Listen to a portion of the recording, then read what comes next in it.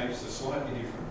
The pick's really different. So if you imagine you pick and you rest your finger out, this is how we used to teach guitar, and you put the pick on that finger and you slide it up so that you've only got about 5 mils hanging off, then put your thumb on it. You only want a little bit of pick hanging out. If you have a lot of pick hanging out, you can't get speed and you lose control. So what you try to do is you try to press really hard and go plonk, then you can't get back to the next string.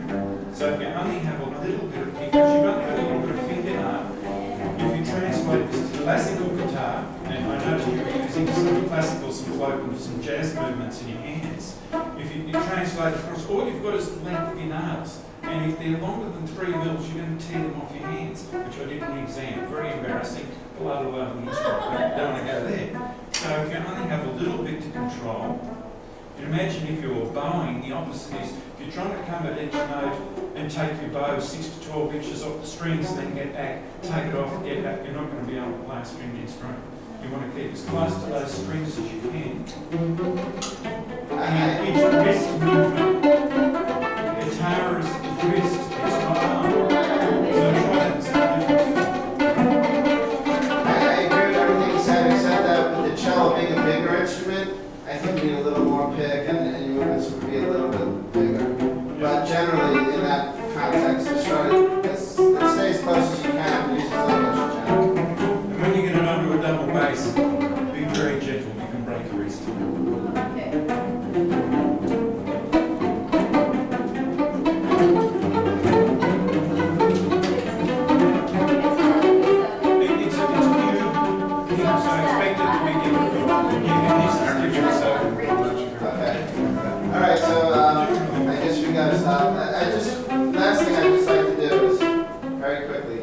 If everyone could go around and just say like 1 or 2 sentences about how you felt about using the pick, and if you think it's valuable, if you think it would help you teaching or not help you teaching, or or just what you personally felt doing it.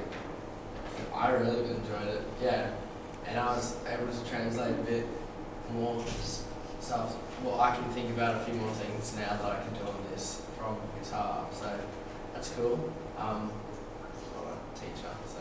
No, From a student's perspective, sure. Yeah. So, what do you think? I really liked it, and it's really interesting. I'll definitely use that kind of thing in school.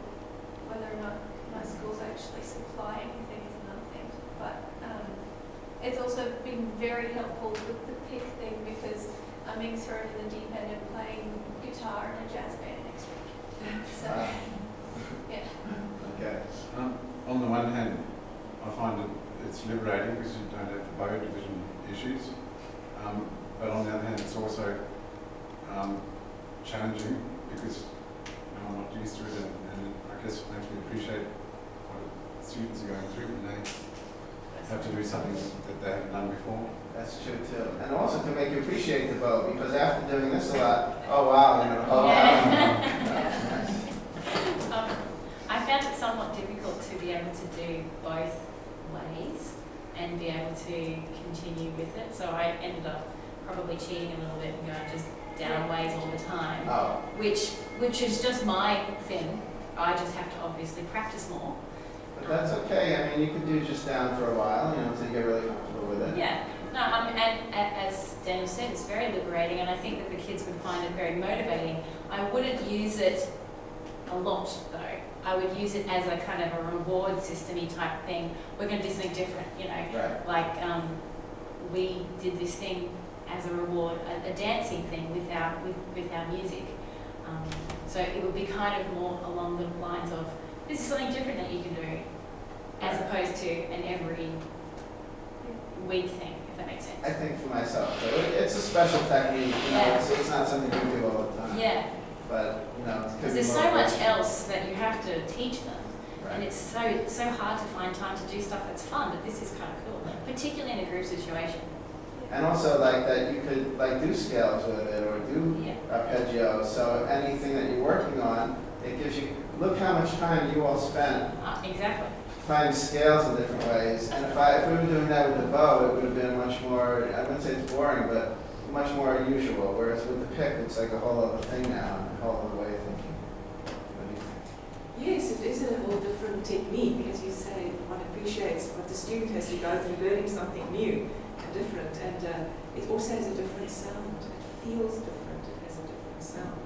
So that's stimulating, yes. Looking at C major in a different way. Yeah.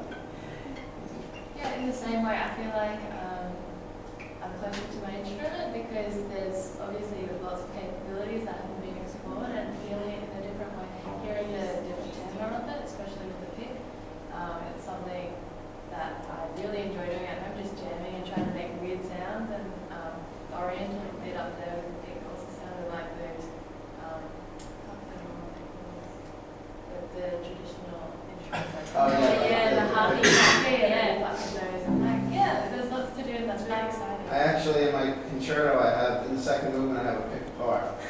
So it's like the first time the cello ever was played that way, and I said, hey, it's a new sound, why not? You know, put it in Yeah, the it's concerto. amazing.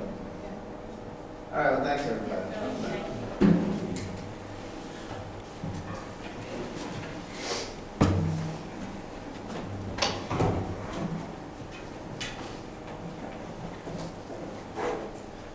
So, do you know what sessions are after the masterclass?